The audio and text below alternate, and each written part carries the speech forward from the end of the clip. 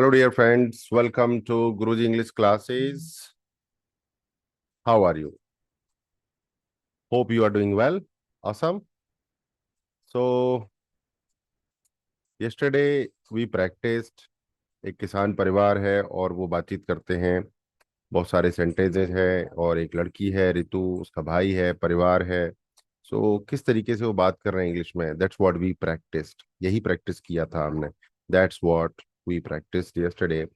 सो आज और बहुत सारे सेंटेंसेस मैं आपके लिए लेकर आया हूँ। ठीक है। So are you ready? Type ready in the chat box. Video pause करके भी आप कमेंट कर सकते हैं। ओके। तो लेट मी नो कि how excited are you for practising today again with me. वैसे बहुत सारे वीडियोस हैं हमारे चैनल पर। There are so many videos, you can go there and learn. And if you are able to connect with me, अगर आप मुझसे जुड़ पा रहे हैं, देन सुपर ऑसम। लाइक कीजिए, शेयर कीजिए, सब्सक्राइब कीजिए। और अगर आप मुझसे नहीं जुड़ पा रहे हैं तो टेंशन मत लीजिए, don't take tension. There are so many channels. बहुत सारे चैनल हैं, वहां जाके सीखिए। बट अगर आप मुझसे जुड़ पा रहे हैं तो मुझे बहुत खुशी है, बहुत बहुत धन्यवाद। राइट। तो चलिए प्रैक्टिस करते हैं शुरू आज की। Let's start the practice of today. And the topic क्या है? Daily use spoken English sentences. Right. और हम वो जो किसान परिवार में हमारी बातचीत हुई थी कल, उसी को हम आज कंटिन्यू करने वाले हैं। उस किसान परिवार में एक लड़की है रितु, उसका भाई है, उसके मम्मी है, पापा है। और फार्मिंग फैमिली है ये, नॉर्थ इंडिया की। राइट। उत्तर भारत की फार्मिंग फैमिली है। और बीच बीच में मैंने आपको ये भी बताया था कि हमारी भाषा में इसको क्या कहते हैं। आप कहोगे आपकी भाषा कौन सी है? हिंदी तो है। और वो हिंदी थोड़ी अलग है। वो अलीगढ़ और मथुरा के बीच बीच की जो हिंदी है वो हिंदी है ये। अलीगढ़ और बुलंदशहर दो डिस्ट्रिक्ट हैं, उनकी हिंदी अलग है बीच की। अलीगढ़ और एटा के बीच की हिंदी अलग है। अलीगढ़ और आगरा के बीच की हिंदी अलग है। हरियाणा की हिंदी अलग है, सोनीपत की अलग है, राजस्थान की अलग है, मध्य प्रदेश भोपाल की हिंदी अलग है, बिहार में भी हिंदी बोली जाती है वो अलग है। राइट। उड़ीसा में जो हिंदी बोली जाती है वो थोड़ी सी अलग है। तो उसको बोलते हैं डायलेक्ट, लोकल डायलेक्ट्स, लोकल भाषाएं। राइट। वो थोड़ा सा अलग अलग शब्द होते हैं उनके, उसके हिसाब से जो है बोली जाती है। तो बीच बीच में मैं अपनी भाषा वाला आपको बता रहा था कल, और आज भी अगर कोई अच्छा लगेगा तो मैं जरूर बताऊंगा आपको। Right. Let's get started. So first sentence is, आज थोड़े से हमने एडवांस लेवल के सेंटेंसेस रखे हैं जिससे आप थोड़ा सा सीखेंगे कुछ एडवांस लेवल की चीजें। देखो, जब तक आपके पास एडवांस लेवल की चीजें आएंगी नहीं, आप एडवांस लेवल की चीजें सीखेंगे नहीं। तो जब तक कोई चीज आपसे टकराती नहीं है, किसी सिचुएशन में आप फंसते नहीं है, आप सीखते नहीं है। Unless you are stuck in some situation, you face the problem face to face, then only you learn. Right. So अगर इमेजिन करेंगे कि मैं बहुत बड़ा स्विमर बन जाऊं, बहुत बड़ा तैराक बन जाऊं, पानी में तब जाऊंगा जब मैं तैरने में एक्सपर्ट बन जाऊंगा, देन ये तो बेवकूफ़ी है। ऐसा कभी होने वाला नहीं है। ठीक है। कि आप पानी में बिना कूदे एक्सपर्ट बन जाओ। राइट। घोड़ा चलाने में एक्सपर्ट बन जाओ बिना घोड़ा चढ़े, डांस करने में एक्सपर्ट बन जाओ बिना डांस करे। ऐसे ही स्पोकन इंग्लिश में भी अगर एक्सपर्ट बनना है तो आपको स्टार्ट करना पड़ेगा बोलना जीरो लेवल से। किसी भी चीज में अगर आपको एक्सपर्ट बनना है तो बिल्कुल जीरो से ही शुरू करना पड़ेगा। ज्यादातर लोगों की समस्या यही है कि वो मार्केट में देखते हैं, ओ वाह, राहुल तो बहुत अच्छी इंग्लिश बोलता है, मैं तो बड़ी खराब बोलता हूँ, मैं बोलूंगा ही नहीं। तो तुम बोलोगे नहीं तो आज भी नहीं बोल पाओगे और 10 महीने बाद भी नहीं बोल पाओगे। बट अगर आज बोलना थोड़ा थोड़ा शुरू करोगे तो 10 महीने में तो बहुत बेहतरीन बोलने लगोगे, और 20 महीने में और बेहतरीन बोलने लगोगे, और फिर बोलने लगोगे। राइट। और बोलना शुरू नहीं करोगे तो फिर कैसे काम चलेगा? तो स्टार्ट स्पीकिंग, छोटा छोटा थोड़ा थोड़ा बोलना शुरू कीजिए।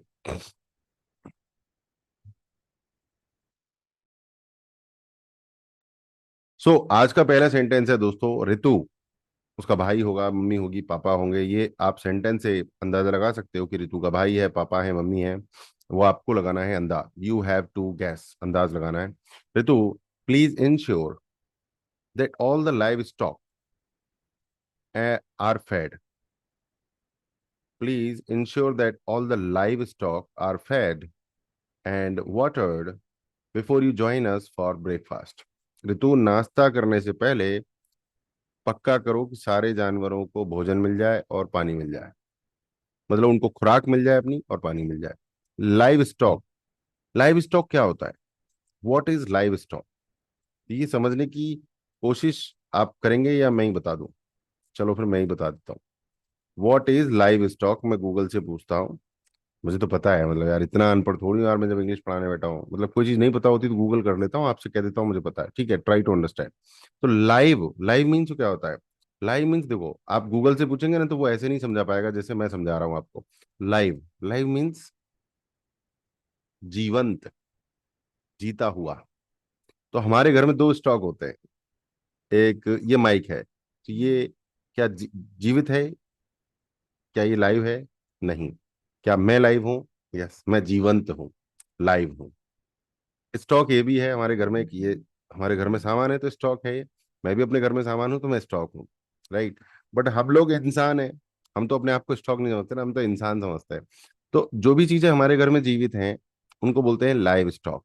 खासकर मुर्गी, सुअर, गधा, घोड़ा, बकरी, भैंस, गाय, ऊंट, इन सबको लाइव स्टॉक बोला जाता है जो जीवित हैं हमारे घर में। तो उनको भी खुराक चाहिए, पानी चाहिए। और नॉर्मली अगर हम उत्तर भारत की बात की जाए तो हमारे पास गाय और भैंसें होती हैं, बकरी होती है नॉर्मली, राइट। तो उसको बोला जाता है लाइव स्टॉक। अगर मैं आपको हिंदी में बताऊं तो उसे बोलते हैं पशु। और हमारे गांव देहात में बोलते हैं पौहे। पौहे, पौहे, पोहा नहीं, पोहे। पोहे भी नहीं, पौहे। पौहे मीन्स पशु। और इंग्लिश में ऐसे बोला गया है लाइव स्टॉक। ओके, कितना समझा दिया यार मैंने। So Ritu please ensure, ensure, ENSURE, ensure means होता है पक्का करो कि जितने भी पशु हैं सबको खुराक, पानी, भोजन मिल जाए नाश्ता पे जब आप आओ उससे पहले। मतलब ऋतु हमारे साथ नाश्ता करेगी, नाश्ते का टाइम रहेगा 7-8 बजे, उससे पहले जानवरों को खुराक और पानी मिल जाना चाहिए। That is the instruction. तो हो सकता है पापा ने दी हो या मम्मी ने दी हो, कोई भी दे सकता है, भाई भी दे सकता है। भाई तो नहीं दे रहा है यहाँ पर, क्योंकि अगला सेंटेंस पता है क्या कह रहा है? अगला सेंटेंस कह रहा है कि your brother has been assigned the task of checking the irrigation system. तुम्हारे भाई को जो सिंचाई का काम है, सिंचाई का जो सिस्टम है उसको चेक करने का काम दिया गया है। Your brother has been assigned to for checking the irrigation system. तुम्हारे भाई को मैंने या तुम्हारे पापा ने जिम्मेदारी दी है कि वो सिंचाई वाला जो सिस्टम है, जहां से पानी लगता है खेतों में, उस सिस्टम को चेक करे और मेक श्योर करे, पक्का करे, make sure he completes it efficiently, उसको सही तरीके से पूरा करे। तो मैं कुछ एडवांस वर्ड्स लेकर आया हूँ, जरूरी नहीं है कि हमारे किसान परिवारों में ये बोले जाते हों, बट मैं आपको कुछ नए वर्ड्स देने आया हूं आज, जिसकी वजह से सेंटेंसेस कुछ इस तरीके के हैं। Your brother has been assigned, assign किसी को जिम्मेदारी दी जाती है तो असाइंड बोला जाता है। असाइंड टास्क, काम दिया जाता है। इरिगेशन सिंचाई, सिस्टम मतलब प्रणाली। और मेक श्योर मीन्स पक्का करना, एफिशिएंटली मीन्स एकदम माहिर तरीके से। तो सेंटेंस बनता है your brother has been assigned the task of checking the irrigation system, make sure he completes it efficiently। अब सेंटेंस को ध्यान से सुनेंगे एक बार और, ठीक है। पहला सेंटेंस ऋतु के लिए था। Ritu please ensure that all the livestock are fed and watered properly before you join us for the breakfast. Ritu, जब तुम नाश्ते पर आओ उससे पहले सारे पशुओं को पानी और खुराक दे दो। तुम्हारे भाई को सिंचाई का काम दिया गया है, पक्का करो कि वो उसे सही से करे। देखिए सेंटेंस को समझिए। समझ गए तो बहुत अच्छी बात है। एक बार और बताता हूँ।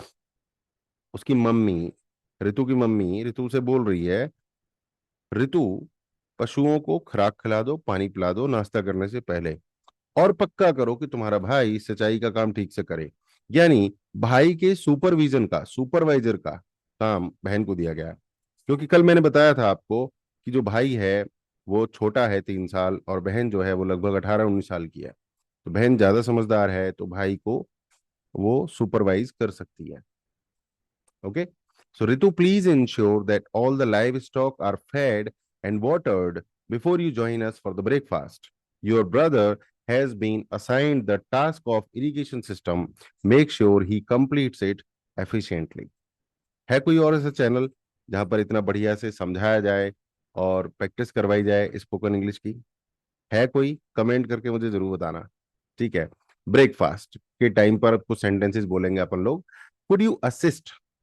जब आप किसी से विनम्रता से बात करते हैं, पोलाइटली बात करते हैं, तो बोलेंगे कुड यू असिस्ट, क्या आप सहायता कर सकते हैं? असिस्ट मीन्स मैं जो काम कर रहा हूं उसमें आपको सहायता करनी है। असिस्ट मतलब काम मैं ही करूंगा, आप बस सहायता करोगे। फॉर एग्जाम्पल, ऑपरेशन थिएटर में डॉक्टर ऑपरेशन करता है, बट कैंची देना, टेप देना, दवाई देना, और कुछ चीजें देना तो असिस्टेंट होता है, वो उठा उठा कर चीजें देता है। तो असिस्टेंट का काम यही होता है। ठीक है।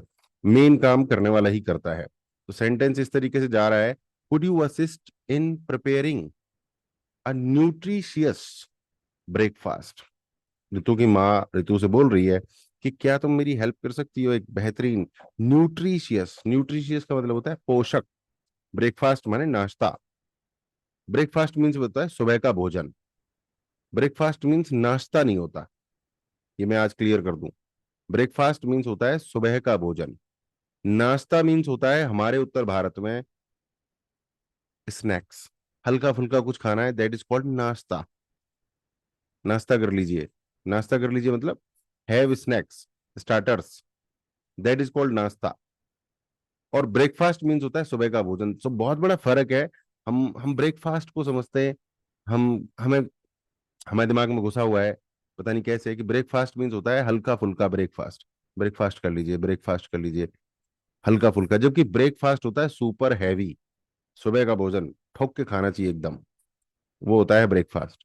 और नाश्ता होता है स्नैक्स, हल्का फुल्का भोजन, light some refreshments, that is called नाश्ता, रिफ्रेशमेंट्स, स्नैक्स। मजा आ रहा है? Awesome. So could you assist in preparing, तैयार करने में, a nutritious, nutritious breakfast. Breakfast का एजेक्टिव है, ब्रेकफास्ट की खासियत है पोषक, nutritious breakfast that will sustain us through the morning's labour, जो हमें मदद करेगा सुबह की मेहनत करने में। जो हम बहुत सारी मेहनत करते हैं सुबह सुबह, खेत पर जाना, पशुओं को पानी पिलाना, घर का काम करना, तो ऐसा ब्रेकफास्ट जो हमें सस्टेन करे, जो हमें बना के रखे खाना खाने के बाद, जो एनर्जी दे हमें, दैट विल सस्टेन। सस्टेन एक वर्ड है, रोक के रखे हमें, काम करते रहे हम, थ्रू द मॉर्निंग स्लेवर, सुबह के काम में हमें एनर्जी दे। अगला सेंटेंस है, ऋतु रिमेंबर, रिमेंबर मीन्स याद रखो। Ritu remember to use the fresh produce. Fresh produce मतलब जो ताजी माल आया है। फ्रेश प्रोड्यूस की हिंदी समझिए, ताजी माल। फ्रेश प्रोड्यूस मीन्स ताजी माल, राइट?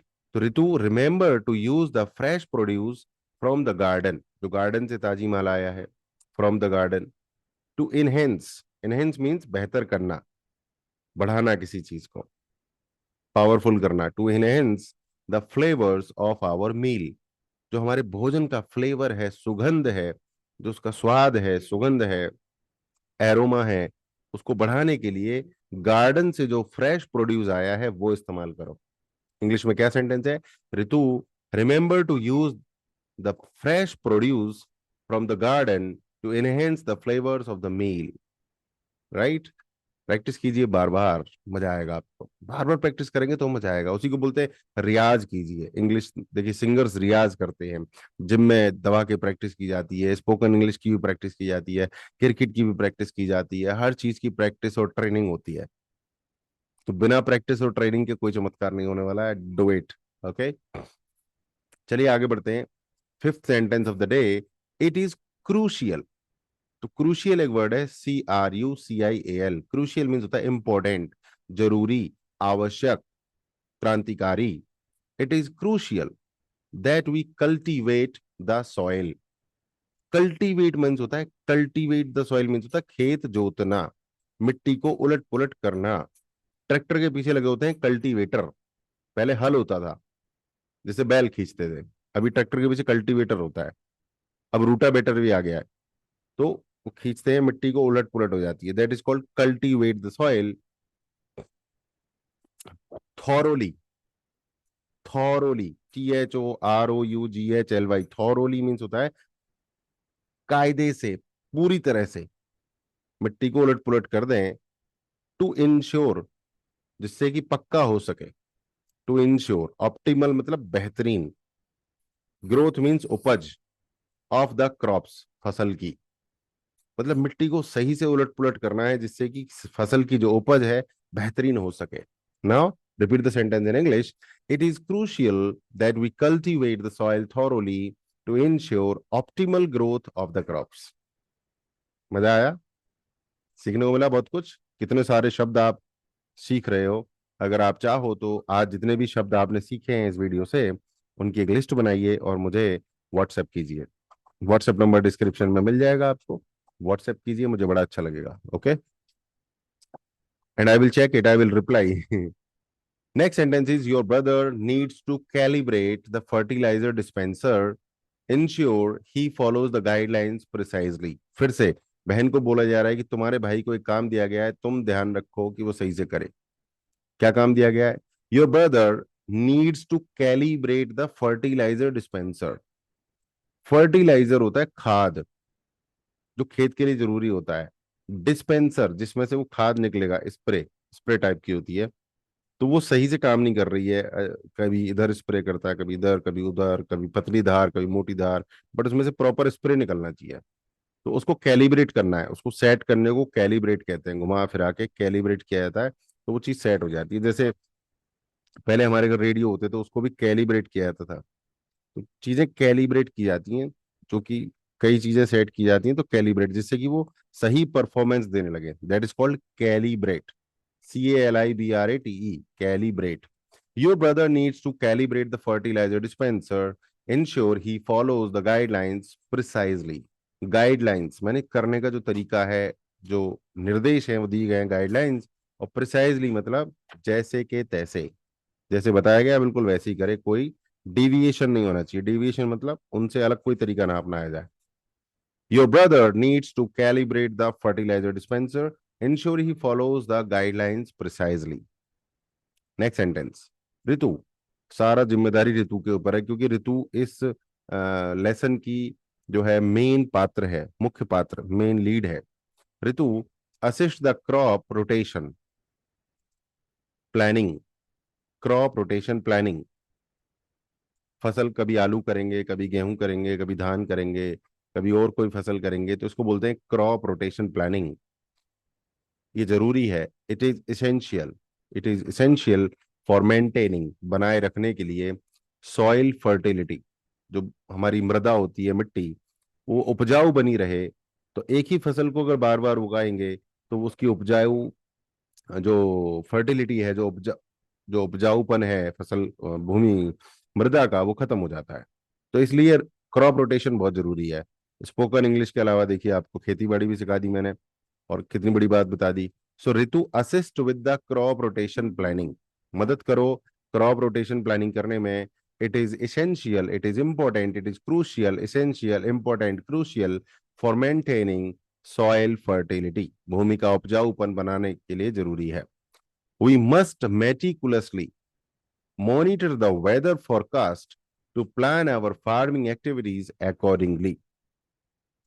वी मस्ट, हमें बिल्कुल बहुत जरूरी है, बहुत जरूरी माने होता है must. We must meticulously, meticulously means एकदम सटीक, योग्य आदमी की तरीके से हमें मॉनिटर करना चाहिए। मॉनिटर मीन्स ध्यान देना चाहिए, नजर रखनी चाहिए। किस चीज पर? मौसम कब बदलेगा, कब बारिश होगी, क्या होगा। कई बार क्या होता है, खेत को कल्टीवेट किया, बारिश पड़ गई, और बुवाई कर दी थी, बीज डाल दिया था, सब बर्बाद हो गया। कई बार हमारे साथ हुआ है, हमने बाजरा कई बार बोया, बारिश पड़ गई तो बहुत दिक्कत होती है, पैसा काफी बर्बाद जाता है। और किसानों के पास इतना पैसा नहीं होता, या वो कमाते नहीं, वो अलग बात है। So we must meticulously monitor, नजर रखनी चाहिए, द वेदर फोरकास्ट। फोरकास्ट बताया जाता है अब अगले हफ्ते 7 दिन का, 8 दिन का। पहले नहीं होता था ऐसा, अभी होता है। पहले तो क्या पता अगले 8 दिन क्या होगा। जो बहुत काबिल लोग थे शायद उनको अंदाजा रहता था। Weather forecast to plan our farming activities, जो हमारी कृषि एक्टिविटीज हैं, कृषि के क्रियाकलाप हैं, उनको करने से पहले हमें मौसम का ध्यान रखना चाहिए कि कब पानी देना है, कब बुवाई करनी है। ये हमें फोरकास्ट देखकर करना चाहिए। We must meticulously monitor the weather forecast to plan our farming activities accordingly. Next sentence, अभी सब काम हो गया है खेती बाड़ी का, अब ऋतु स्कूल भी जाएगी, राइट? तो next sentence is Ritu review your notes thoroughly to prepare for your upcoming exams. Through preparation is key to success. Thorough preparation, thorough means पूरी एकदम कायदे से, थॉरोली मतलब शुरू से एंड तक। तो ऋतु को कहा जा रहा है कि पूरी तैयारी कर लो, ढंग से तैयारी कर लो, अपने नोट्स को फेर लो, रिवाइज कर लो, क्योंकि पूरी तैयारी ही सफलता दिलवाती है। तो सेंटेंस किस तरीके से है, एक बार और, Ritu review your notes thoroughly, thoroughly means पूरा शुरू से एंड तक, to prepare for your upcoming exams, upcoming exams जो परीक्षा आ रही है उसके लिए अपने नोट्स को फेर लो, राइट? थॉरो प्रिपरेशन, पूरी की पूरी जो प्रिपरेशन होती है, कुछ भी चीज बिना छोड़े, इज की टू सक्सेस, वो सफलता की कुंजी है। मैं हिंदी भी आती है, इंग्लिश भी आती है, वही आपको समझा रहे हैं। रट्टे मार के टीचर जो पढ़ाते हैं वो हमारा कार्यक्रम नहीं है। Ritu review your notes thoroughly to prepare for your upcoming exams. Thorough preparation is key to success, पूरी की पूरी जो तैयारी होती है वही सफलता की कुंजी है। Your brother should seek additional resources if he encounters difficulties in understanding his subjects. काफी हैवी वर्ड्स लिए हैं मैंने, जिससे कि थोड़ा दिमाग में आपके नए शब्द घुसे हैं आज। Your brother should seek, SEEK, seek additional resources if he encounters difficulties in understanding his subjects. तुम्हारे भाई को हेल्प लेनी चाहिए अगर उसको कोई मुश्किल हो रही है अपने विषय को समझने में। Now, some family time sentences. Let's allocate. Allocate means होता है आवंटित करना, देना, किसी काम हेतु, किसी काम के लिए देना, टाइम देना, पैसा देना, आदमी देना, रिसोर्स देना, टाइम देना, आदमी देना, पैसा देना, रिसोर्स देना, किसी काम के लिए, उसको बोलते हैं allocate, ALLOCATE. Let's allocate some time this evening to discuss the future plans and strategies for the farm. खेती बाड़ी में हमें क्या करना है इस बारे में चर्चा करने के लिए शाम को कुछ समय देते हैं, बैठेंगे आधा घंटा एक घंटा, चर्चा करेंगे कि हमें खेती बाड़ी में क्या करना है। Let's allocate some time this evening to discuss our future plans and strategies for the farm. Right? Next sentence. Ritu please coordinate with your brother. फिर देखो ऋतु और उसके भाई पर ही है, तो भाई जो है वो साइड रोल में है इस लेसन में, इस मूवी में। तो ऋतु के ऊपर ही पूरा फोकस है। Ritu please coordinate with your brother to organise the family's tasks more efficiently. जो परिवार के काम है उनको और बढ़िया तरीके से करने के लिए अपने भाई के साथ कोऑर्डिनेट करो। कोऑर्डिनेट, कोऑर्डिनेट, साथ में मिलके काम करो, बेहतरीन काम करो, इसको बोलते हैं कोऑर्डिनेट। क्या बोलते हैं इसको? कोऑर्डिनेट, कोऑर्डिनेट बोलते हैं भाई इसको, ठीक है। और चोर मैंने कल भी बताया था, CHORES, चोर्स मीन्स होता है काम, घर के कामकाज। Ensure that livestock are securely housed for the night to prevent any potential issues. Ensure that the livestock are securely housed for the night to prevent any potential issues. मतलब ऐसा होता है, चोरी वोरी हो जाती है, पशुओं को खोल के ले जाते हैं, तो कहा जा रहा है कि जानवरों को ठीक से बांध दो घर के अंदर, कोई दिक्कत ना हो जाए रात को, ठीक है। Ritu check the farm's perimeter for any possible breaches and address them promptly. Ritu check the farm's perimeter for any possible breaches and address them properly. ऋतु को बोला जा रहा है कि जो हमारा फार्म है उसकी चारों तरफ घूमो, जो उसकी बॉर्डर्स हैं, जो उसके फेंसिंग है, जो हमारी सीमा है, उसको पूरा घूम के चेक करो, देखो सब ठीक है, कहीं कोई बसड़ तो नहीं है, कोई घुस तो नहीं जाएगा हमारे घर में, रात को चोरी तो नहीं हो जाएगी। किसानों के घर में प्रॉब्लम होती है, तो पूरा चेक करके सो ढंग से, और अगर कोई लग रहा है कुछ गड़बड़ है तो उसको ठीक करो, एड्रेस करो। चेक द फार्म्स पेरीमीटर, जो हमारे फार्म्स की फार्म की पेरीमीटर है उसको चेक करो और देखो कोई भसड़ तो नहीं है, कोई पॉसिबल ब्रीचेस तो नहीं है, एंड एड्रेस देम प्रॉम्प्टली, और कुछ गड़बड़ है तो तुरंत उस पर action low promptly. It is imperative, एक वर्ड है इम्पेरेटिव, IMPERATIVE। आपने बचपन में भी सुने होंगे इम्पेरेटिव सेंटेंसेस। अगर आपने इंग्लिश हल्की सी पढ़ी है तो टाइप्स ऑफ सेंटेंसेस में एक सेंटेंस आता है इम्पेरेटिव सेंटेंस। इम्पेरेटिव का मतलब होता है साफ। क्या मतलब होता है इसका? साफ। बहुत सारे मतलब होते हैं, मेरे अपनी स्टाइल में आपको बता देता हूँ। इसका मतलब होता है साफ। दूसरा मतलब होता है अर्जेंट, मतलब एक तो साफ पता चल रहा है क्या करना है, अर्जेंट अभी। क्योंकि अर्जेंट है तो साफ बताना पड़ता है, घुमा फिरा के नहीं बता सकते। सो इम्पेरेटिव मीन्स होता है साफ, अर्जेंट। तो सेंटेंस देखते हैं क्या है।